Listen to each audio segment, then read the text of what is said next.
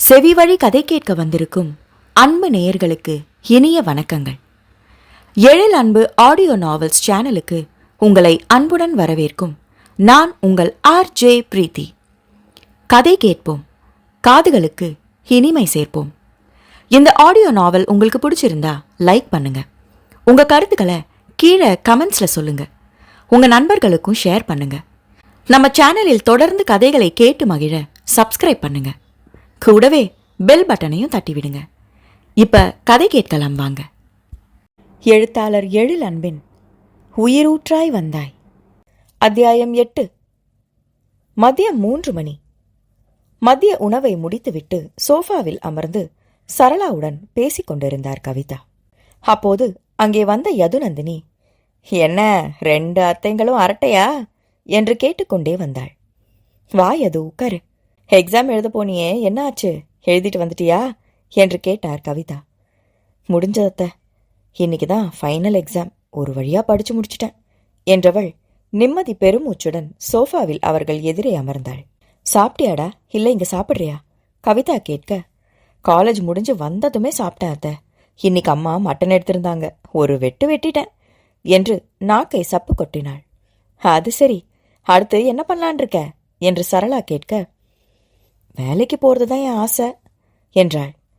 உன்னோட அம்மா உனக்கு வரன் பார்க்க சொல்லிக்கிட்டு இருக்காங்க, நீ என்னன்னா வேலைக்கு போறேன்னு சொல்ற? கவிதா கேட்க, இந்த அம்மாவுக்கு வேற வேலையே இல்ல அத்தை, என்கிட்டயும் அப்படித்தான் சொல்லிக்கிட்டு இருக்காங்க. நான் தான் பிடிவாதமா வேலைக்கு போவேன்னு சொல்லிக்கிட்டு இருக்கேன் என்றாள். உன் அம்மா சொல்ற மாதிரி கல்யாணம் பண்ணிட்டு அதுக்கப்புறம் வேலை பார்க்கறதா வேண்டாமான்னு யோசிக்க வேண்டியதானே யது என்று சரளா கேட்க, இப்போதைக்கு நான் கல்யாணம் பண்ற ஐடியாவிலேயே இல்ல அத்தை, கொஞ்ச நாளைக்காவது ஃப்ரீ பேர்டா ஜாலியா இருக்கணும் என்றவள் கைகள் சிறகு போல விரித்து காட்டினாள். கல்யாணம் பண்ணிக்கிட்டா ஜாலியா இருக்க முடியாதுன்னு யாரு சொன்னது? கல்யாணம் பண்ணிட்டு புருஷன் கூட ஜாலியா சுத்தலாம்ல என்று சரளா சொல்ல, என்ன அத்தை, நீங்களும் என்னோட அம்மா போலவே சொல்றீங்க. படிக்கிறதே நமக்கு ஒரு அடையாளத்தை ஏற்படுத்துதான். அது இல்லாம படிப்பை முடிச்சதும் கல்யாணம் செஞ்சுக்கிட்டு ஹஸ்பண்ட் சொல்றதை எல்லாம் கேட்டுக்கிட்டு தலைய ஆட்டுறதுக்கு இல்லை. முதல்ல எனக்கு ஒரு அடையாளம் வேணும், அதுக்கு நான் வேலைக்கு போகணும், அதுக்கப்புறம் தான் கல்யாணத்தை பத்தி யோசிக்கணும் என்றாள் தெளிவாக. இந்த காலத்து பிள்ளைங்கெல்லாம் தெளிவா முடிவு பண்ணிட்டு தான் பேசுறாங்க சரளா. நானோ நீயோ எடுத்து சொன்னா எல்லாம் மாற மாட்டாங்க. நம்ம விஸ்வா மாதிரி இவளும் ஒரு பிடிவாதக்காரிதான் என்றார் கவிதா. அதென்னவோ சரிதான்கா, அடுத்த வருஷம் பிரகதியும் இப்படிதான் பேசிக்கிட்டு வந்து நிப்பா. அவங்க பேச்சுக்கு நாம தான் தலையாட்ட வேண்டி வரும் என்றார் சரளா. உண்மைதான் என்றார் கவிதாவும். அவர்கள் பேச்சை காதில் வாங்கினாலும் அதில் கலந்து கொள்ளாமல் வீட்டை சுற்றி தன் பார்வையை சுழல விட்டாள் யதுநந்தினி. கீழே 4 அறைகளும், முதல் மாடியில் 3 அறைகளும், 2வது மாடியில் 3 அறைகளும் கொண்டது அந்த வீடு. 2வது மாடியில் ஒரு அறையை உடற்பயிற்சி கூடமாக மாற்றி வைத்திருந்தனர்.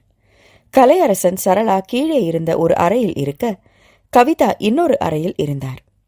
பிரகதியும் கீழ் அறையில் இருக்க, விஸ்வாவும் பிரவீனும் மேலே இருந்த அறைகளில் இருந்தனர். பிரகதியும் முன்பு மாடியிலேதான் இருந்தாள். விதுலா வீட்டை விட்டு போன பிறகு குழந்தையை வீட்டினர் மாற்றி மாற்றி பார்த்து கொள்ள வேண்டும் என்பதற்காக கீழே உள்ள அறைக்கு மாற்றிக்கொண்டாள். பிரகதியும் பிரவீனும் கல்லூரி முடிந்து 4 மணிக்கு மேல்தான் வருவார்கள் என்பதால் அவர்களை யதுநந்தினி தேடவில்லை. அவளின் தேடலை உணர்ந்து, யார தேடுற யது என்று கேட்டார் கவிதா. ரூபிக்குட்டி எங்க அத்த? எக்ஸாம் பிஸியில பேபிய பார்க்கவே முடியல, இப்ப பார்க்கலானா குட்டி மேடத்தை காணுமே என்றாள். எங்க, இப்பெல்லாம் அவ அப்பா கூட தான் இருக்கா. நைட்டு தூங்குறது கூட அப்பா பக்கத்துல தான். இப்பவும் விஸ்வா கூட தான் இருக்கா என்று சுகமாக அழுத்து கொண்டார் கவிதா. நல்ல விஷயம்தான் அத்த, ஹத்தானோட மனசு தேர ரூபிக்குட்டி உதவியா இருப்பா என்றாள். நாங்களும் அப்படி நினைச்சுதான் ரூபிய விஸ்வா கிட்டேயே விட்டுட்டோம் என்று பெருமூச்சு விட்டார். இப்பவும் ஹத்தான் கூட தானே இருக்கா அத்த, நான் போய் பார்க்கட்டுமா என்று கேட்டாள். விஸ்வா அவனோட ரூம்ல தான் குழந்தைய வச்சிருக்கான், போய் பாரு என்றார் கவிதா. சரி அத்த என்று அவள் சோஃபாவில் இருந்து எழ, சரி நான் போய் கொஞ்ச நேரம் படுக்கிறேன், நீ போய் பாரு என்று சொல்லிவிட்டு கவிதா அறைக்குள் சென்றுவிட, இந்த பிள்ளைங்க வர்றதுக்குள்ள நானும் படுத்து எழுந்திருக்கிறேன் என்று சரளாவும் சென்றார். அவர்கள் சென்றதும் மாடி படிகளில் ஏறினாள் யதுநந்தினி. குழந்தை தன்னுடன் இருந்ததால் அறை கதவினை திறந்தே வைத்திருந்தான் விஸ்வாமித்ரன். யதுநந்தினி உள்ளே செல்லாமல் அறை வாயிலிருந்தே எட்டி பார்க்க கட்டிலில் படுத்திருந்தான் விஸ்வா. அவன் மார்பில் ரூபினி படுத்திருந்தாள். குழந்தையை சுற்றி கையை போட்டு அவளை அணைத்திருந்தான். தந்தையின் மார்பு கொடுத்த கதகதப்பில் ரூபினி தூங்கிவிட்டிருக்க, குழந்தையை அணைத்திருந்தவனோ உறங்காமல் விட்டத்தை வெறித்து பார்த்து கொண்டிருந்தான். தந்தையும் மகளும் இருந்த அனாதரவான நிலையை பார்த்த யதுநந்தினி உருகிப் போனாள். கண்கள் கசிந்து நீர் கோர்த்து கொண்டது. ஒரே இடத்தில் இருக்காமல் எப்பொழுதும் ஓடிக்கொண்டே இருப்பவன் இப்பொழுது ஒரே அறைக்குள் அடைந்து கிடப்பதைக் கண்டு அவளுக்கு வருத்தமாக இருந்தது.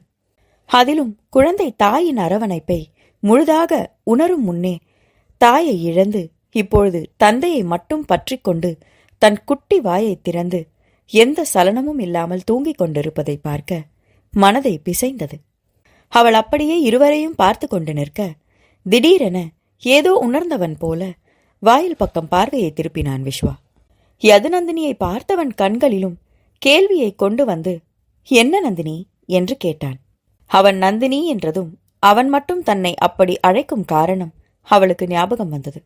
அவனுக்கு பெண் பார்த்து முடிவு செய்யும் முன்வரை அவளை எல்லாரையும் போல யது என்றுதான் விஸ்வாவும் அழைத்து கொண்டிருந்தான். ஆனால் விதுலாவை அவனுக்கு முடிவு செய்ததும் நந்தினி என்று அழைக்க ஆரம்பித்தான். ஏன் தான் திடீர்னு என்ன நந்தினின்னு கூப்பிடுறீங்க என்ற அவளின் கேள்விக்கு அவன் சொன்ன பதில் இன்றும் ஞாபகத்தில் இருந்தது. விதுலாவை நான் விதுன்னு தான் கூப்பிடறதா இருக்கேன். அவளை கல்யாணம் பண்ணி இந்த வீட்டுக்கு வந்ததுக்கு அப்புறமா அவளை விதுன்னும் உன்னை யதுன்னும் கூப்பிட்டா 2 பேரும் ஒரே மாதிரி இருக்கு. என் ஒய்ஃப் எப்பவுமே எனக்கு ஸ்பெஷலா இருக்கணும். அதனால நான் விது மட்டும்தான் சொல்வேன். உன்னை இனி நந்தினின்னு தான் கூப்பிடுவேன் என்றான் வருங்கால மனைவியை நினைத்து காதலுடன். வரப்போகும் மனைவி மீது அவன் வைத்திருந்த காதலை பார்த்து யதுநந்தினி அவனை கேலி செய்ததும் உண்டு. அதையும் கேட்டுவிட்டு சிரிப்புடன் அகன்று விடுவான். எப்படி இருந்தவன், ஆனால் இப்பொழுது என்ற நினைப்புடன் பெருமூச்சு விட்டு அவனின் கேள்விக்கு பதில் சொன்னாள். ரூபி குட்டியை பார்க்க வந்தாத்தான் என்றாள். தலையை தூக்கி தன் மார்பில் கிடந்த மகளை பார்த்தவன், தூங்குறான் நந்தினி என்றான். தன் மேல் கிடந்த மகள் தூங்கியிருக்கிறாள் என்று இப்போதுதான் பார்க்கிறான் என்றாள். இவ்வளவு நேரம் அவனின் நினைவு எங்கே இருந்தது என்ற கேள்வி அவளுக்கு உண்டானது. பதில் தேடவும் அவள் மெனக்கெட வேண்டியதிருக்கவில்லை. நொடிகளில் தெரிந்து போனது.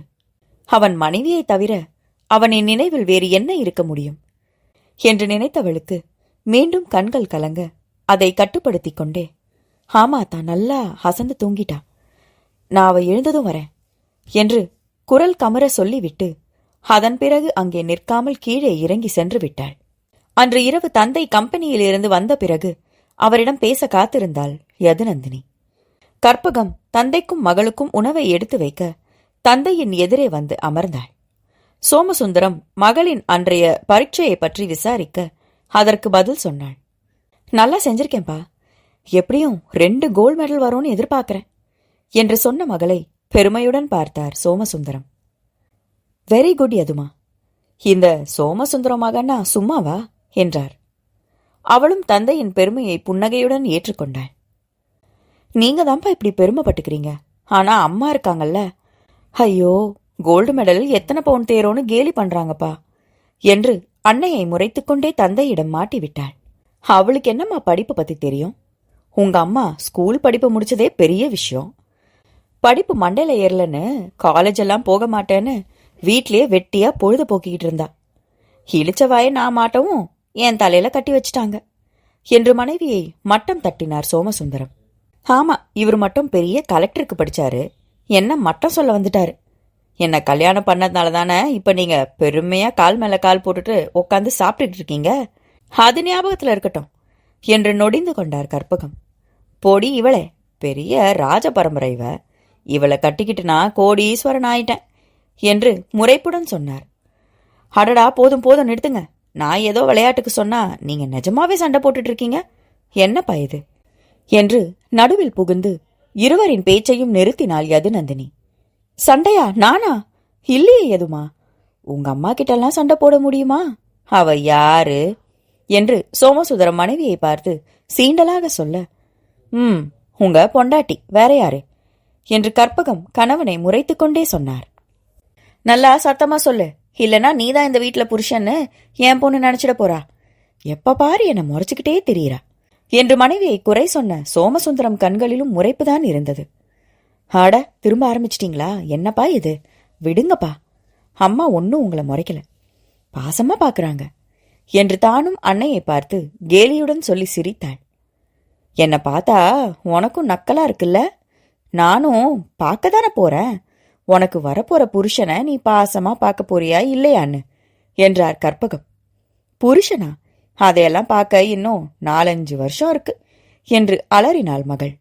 4-5 வருஷமா என்று மகளை முறைத்தவர், என்னங்க இவளை என்னன்னு கேளுங்க, படிப்பு முடிச்சாச்சு, இன்னும் 4-5 வருஷம் இவ தனியா இருந்து என்ன செய்ய போறாளாமா என்று கணவனிடம் கேட்டார்.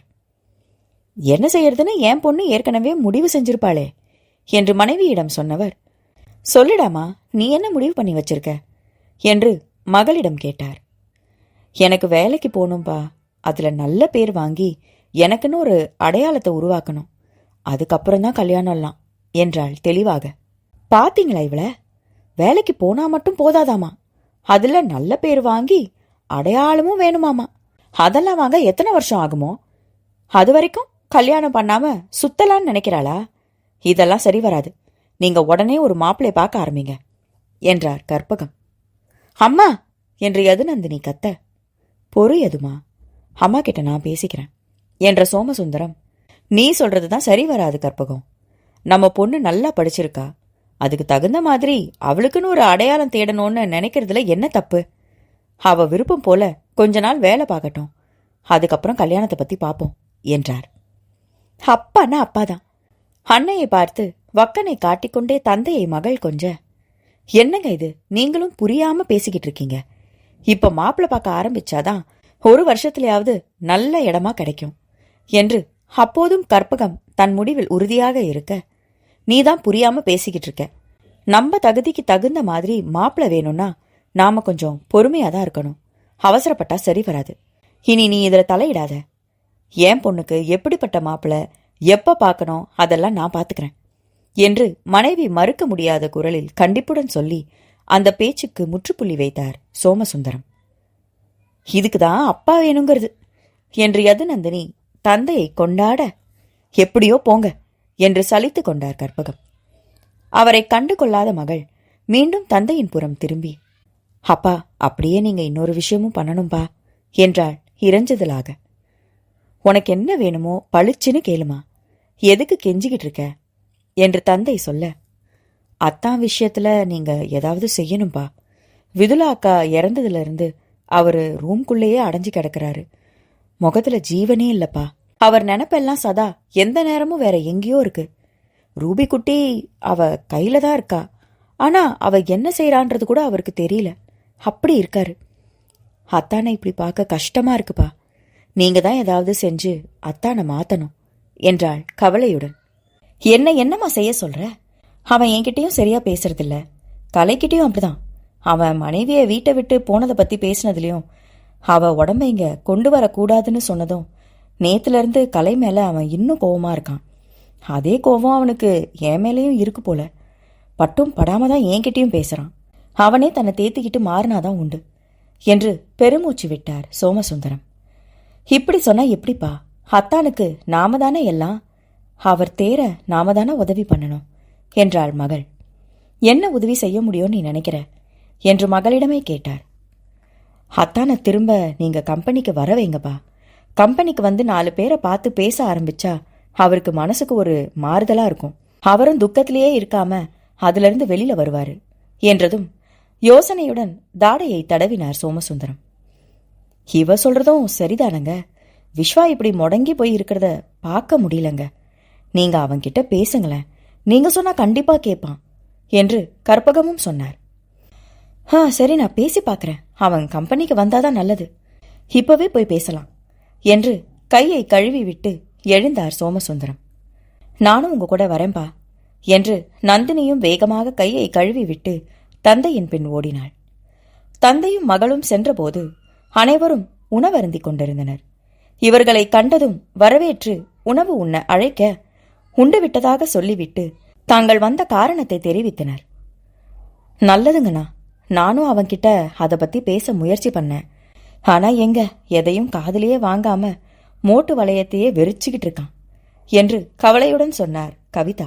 என்கிட்ட பேசுறது கூட இல்லாதான், என்னை பார்த்தாலே எழுந்து உள்ள போயிடுறான் என்றார் கலையரசன். அதுக்காக அவனை அப்படியே விட முடியாதுல கலை, நாம தான் இழுத்து வச்சு பேசணும்.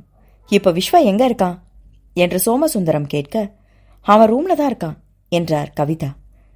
அவனை வர சொல்லுங்க, பேசி பார்ப்போம் என்று சொன்னதும், நான் போய் அண்ணாவை கூட்டிட்டு வரேன் என்று ஓடினான் பிரவீன். சிறிது நேரத்தில் தம்பியுடன் இறங்கி வந்தான் விஸ்வமித்ரன். தன் குடும்பத்தினர் அனைவரும் தன்னை பார்ப்பதை உணர்ந்து கேள்வியாக அவர்களை பார்த்தான். பின் கடைசியாக அவன் பார்வை தன் மாமாவிடம் வந்து நின்றது. என்ன மாமா, என்ன வர சொன்னீங்களாமா என்று கேட்டான். இன்னும் எத்தனை நாளைக்கு வீட்லயே இருக்கிறதா உத்தேசம் விஸ்வா? நீ கம்பெனி பக்கம் வந்தே மாசக்கணக்காகுது. நானும் கலையும் எல்லாத்தையும் பார்த்துக்கிட்டாலும் நீயும் உன்னோட வேலையை செய்ய வேண்டாமா என்று கேட்டார் சோமசுந்தரம். நான் கம்பெனிக்கு வந்து என்ன செய்ய போறேன் மாமா? இனியும் என் வாழ்க்கையில என்ன இருக்கு என்று விரக்தியாக பேசினான் விஸ்வா. என்ன விஸ்வா பொறுப்பில்லாம பேசிக்கிட்டு இருக்க? உனக்குன்னு ஒரு பொம்பளை புள்ள இருக்கா? அதுக்கு வேண்டியதை நீதானே சம்பாதிக்கணும். இப்படி உடஞ்சு மூளையில உட்காந்துட்டு இருந்தா சரியா போயிடுமா?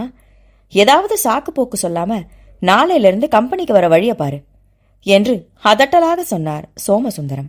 ஆனால் அவருக்கு பதில் சொல்லாமல் அவன் அமைதியாக இருக்க இன்னும் சிறிது நேரம் பேசி அவனை கம்பெனிக்கு வர சம்மதிக்க வைத்தார் சோமசுந்தரம். அவன் கம்பெனிக்கு வருவதாக சொன்ன பிறகுதான் யதுநந்தினிக்கு நிம்மதியானது.